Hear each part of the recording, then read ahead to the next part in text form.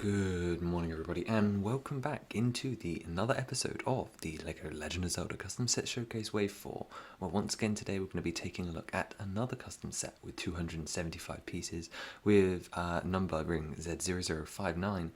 This is the Spirit Temple dungeon expansion, of course based off Ocarina of Time. Taking a look at the box though, we can of course see that this is Z0059, the Spirit Temple Gauntlet for ages 8 and up, with 275 pieces retailing for £25.99 Great British Pounds, seeing that price hike coming into effect here as well, and with 4 figures and 1 brick built character. And as mentioned, this is another Dungeon Builder expansion to connect to the previous sets that you may have seen on the channel, such as the Arbiter's Grounds or the Fire Sanctuary from Skyward Sword. But of course we've got some exciting figures as well as some interesting play features to take a look at. It wouldn't be a dungeon set without them. So without further ado, let's open up that box and read the description. Explore the latest dungeon expansion to the LEGO Legend of Zelda Dungeon Builder system with the Spirit Temple Gauntlet based off the iconic Ocarina of Time. Search for secret walls while dodging flying pots to search for the treasure within. Be careful of traps and the levers lurking in the sand, and solve the puzzle to face off against the witch siblings' fearsome creation, the Iron Knuckle. Rearrange and combine with other dungeon expansions for added creativity and fun. And taking a look inside, we can see that there are 3 numbered bags and 1 instruction manual, which if we open up, we will see that bag 1 gives us our Ocarina of Time Child Link figure, a lever build as well as a first room for the dungeon. Bag 2 gives us our Twinrova builds, which we'll come back to in a minute. They're using a specialised body piece, as well as another dungeon section with a long bridge, such is similar to some of the child sections from the Spirit Temple. And then bag 3 gives us one of the Iron Knuckle throne rooms, one of the most iconic things, and of course represented in one of the most iconic LEGO Zelda custom sets on ideas from back in 2013 by the designer Wes Talbot. And here is definitely an inferior version, but with an entirely different purpose. So taking a look at the model, you can see it's 3 modules that are connected together in different ways and of course could be split up across a wider dungeon or even rearranged themselves. However, they've been set up this way to allow for some flow, and here you can see them all together. We're going to start off with this little square room, and this is a 90 degrees turn module, meaning that this acts as a corner piece for you able to make corners into your dungeon, which is just a nicer variety to have. You can see there's a little rug laid up as well as some different pots which include the rupee bag elements. Of course, there's a flag on the wall, of course, containing the Gerudo symbol and a couple more details to take a look at. You may notice, of course, that these tiles serve more than just an aesthetic purpose, and it is related to the little pot there. As you can see, there is a lever on the back for you to flick, and when flicked across the room, the pot will go flying, just like the flying pots in the entrance to the spirit or fire temples, or any other dungeon for that matter. They're all over the place. And here you can see that that pot built uses a boat stud on the bottom, of course, to make it flickable, and of course it would be loose, which would annoy a lot of people. However, it's also got a little opening at the top and represents a wider kind of vase. However, this wall here is also a little bit suspicious because, of course, how do you progress into a dungeon? And that is, of course, by using the lens of truth to pass through this wall, which is made up of dark tan technical lift arms to act as a secret passage, similar to what we saw in sets like the Shadow Temple, but also in real sets such as the grocery store. And that would bring you into our second module, which is what we're going to take a look at now. And this is a little bit more of why we'd call this a gauntlet. Not only does it solve a puzzle, but it also involves an enemy here, in fact a blade trap which can fly around in a circle. And that is attached to this gear system down below, which of course if you rotate with your finger or just move it around on the top, the blade trap rotates around this, of course, moving platform. And it's nice and flush with the floor, and it's a pretty iconic design, I guess. And this is actually something that you do find in the child portion of the Spirit Temple. There's then this small bridge to walk across, and this could either be where you're jumped by the lever or maybe even Anubis, although there obviously isn't one included in this set. It gives it a unique kind of shaping and just makes this module pretty unique. Coming across the bridge, there are 2 more pots. Of course, you never know, they might be fake. You could always pretend to throw them at our hero, but they could also include lots of rupees and stuff, but also just add to the aesthetic. You can also see that there is this snake sculpture here, being similar to one of the mirror snakes from the real dungeon, and that actually hides a puzzle here. We're going to take a look down below, and while it's incredibly hard to see, you can see that there is some sort of sliding mechanism, as well as something connected, a pillar that moves as our snake rotates. So as you can see here, our snake can rotate left and right, and actually as it does so, a piece underneath interacts with the door, meaning that if you pretend that the snake's there, the door actually will slide open. But the thing is, it won't do that unless you move the snake from side to side. So you've actually got to work out that you need to turn the snake and which way to turn it, because it will only work if you turn it right in order to open the way forward. Very similar to the rotating mirror puzzles, which you had to like shine at the suns on the wall in order to, well, make the way ahead seem clear. And of course that brings you into our final room and sort of our mini boss room here. It's the biggest of the modules in this set, using the same style as everything else, and largely consists of course of this dark red brick chair at the back for Iron Knuckle to sit on. But beyond that, of course, you've got these pillars which of course get knocked down, and doesn't include any of the walls surrounding it. I wanted this to focus more so up close. You can see there are 6 pillars in total. The middle 2 are shorter, including some candles, and of course you have the red pathway going down almost to the middle. Of course there's stuff to sit on the throne, and if you defeat him you can access the chest behind the throne. There are those candles up close, and obviously the pillars are designed to be breakable for the Iron Knuckle to smash into, or just to clear more space for your battle, and you'd have a little bit of arena space, something we like to do with some of the more bigger boss encounters. Either way, the 4 pillars, the 2 at the back and the 2 at the front, split into their halfway heights as well as all the way off at the bottom, and then the candle pillars fall off all the way. Just adds a little bit more dynamic, and I think him swinging his axe into those pillars is a pretty iconic moment of this fight.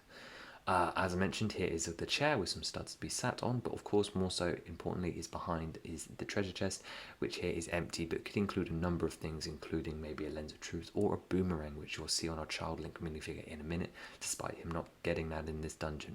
You get the point. Including the silver gauntlets would have been kind of challenging, I think, here.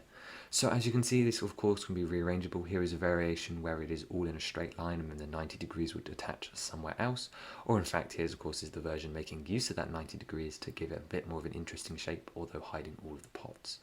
And it gets added to our lineup of all of our other Wave 4 sets so far. Of course, plenty more to come, although who knows what will be next. Tears of the Kingdom's out, so depending on how I choose to go forward, this may be the pause of Wave 4 for a while, where we actually start Wave 5, or otherwise in code name as Wave 8, the Tears of the Kingdom wave. First up, of course, here we have young Link, and he is in a new outfit for Child Link, considering he hasn't appeared since Wave 1. Of course, based off his OOT counterpart, he comes with a boomerang, the same hairpiece as his adult form, because I just don't believe that they'd make unique ones for every variant. He's got some dual modded arms, his belt across the middle, and then some mid-legs, which have a lot of printing to represent the bottom of his tunic, and then also the boots, as well as the skin that he is showing. Definitely very different to his adult counterpart. Next up, of course, we have Twinrova, and obviously I'm sure that some of you absolutely hate what I'm doing here with them. Instead of choosing figures, I chose to represent more of their small, hunched over shape by using a version or a basis of the elves' goblin body, but obviously completely remolded to fit the shape. And considering that they're twins, they both use the same design, just of course with different printing and different molding to represent the different hair colors coming out, which would be a transparent piece molded in, similar to the Hades head from Disney Series 2. And of course Kotake is exactly the same, with her inverted color scheme, of course, and the different blue gems and so on. Their broom build is using the newer Harry Potter piece because I like it, and it fits more at their scale given that they're smaller, and just attaches a 1x4 bar instead of obviously the 1x6 design from Harry Potter. I just think it fits their more hunched over and less humanoid shape, because the only other way I could have done this is with short legs, a torso, and then a very specialized headpiece. And I think that being creative is a big part of this showcase, hence why I wanted to do something a little bit different.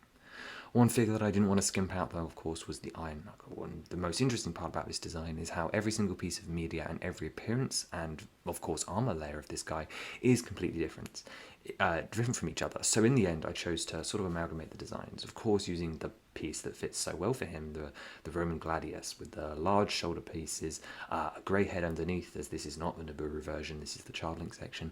He has a cloth piece, still allowing him to sit down, but of course it exists as cloth so that it looks accurate to the armor folds. I didn't want it to be hard so that he could still sit down. He's got his axe with a 1x4 bar, and then the coppery colour for his axe handles instead, just to make it stand out. And then underneath he's got some dual modded arms between gold and light grey, but then he has the more Gerudo and patterning, which is actually what shows up under his armour if you take the outer layers off, which is why I haven't got any of the dark grey that you see in this image, because that's only in the in-game model and it's gold everywhere else. It is very confusing. Either way, the legs are simple and dual moulded, just trying to represent some of the chainmail and then the darker grey colour of underneath. Next up, though, of course, we have the lever. This is from OOT. The OOT design is very polygon-like. I'm using the Darth Maul crown piece in a solid light yellow, and then some printing on a chopper head, or just cone piece to be used. It's a simplistic figure that I wanted to include, so I can say that I've done it in a sense, and he fits the scene fairly well. I think they're pretty common. Nothing too special, but maybe something you'd pick up 3 or 4 of if they were cheap on Bricklink. And then that brings us to the end of the figures, which means we can focus on how this connects with the wider dungeon system. You can see here that it is actually in here, it's just very hard to see. The thing is getting so big now and so complicated. I have split the rooms up. You may notice that by Kaloctos on the top top left portion, you can see the pot room opposite the Spirit Temple tracks, but the other rooms are actually right down at the front. So if I just do a zoom into this very, very large render, you can see one of the rooms here, which is the puzzle room. I'm not actually aware, but the Iron Knuckle room, I've actually lost it, but that's not relevant for now. Of course, this also joins the expanding lineup of dungeon sets, and we're reaching that point now where we're in like the equivalent of Wave 3, similar to like how once Mario reached like the Princess Peach wave. It became quite a lot, right? There's a lot of variety here, a lot of different genres, and maybe it mixes, but you have to imagine that only the hardcore adult collectors would actually have all of them, and kids-wise, it'd be 1 or 2, maybe their favourites, and they may not even connect them all together. So the point being is an expanding system, it's nearly at its max potential, although there's still plenty more dungeon ideas I want to try out of it. It may come that we have to do a soft reboot or a more continuous design for them, but there's definitely more to experiment with here, and I definitely think I'll be continuing with this as one of my favourite sub-themes that I've done in this showcase. But one last thing to show off, of course, before we go is these characters here.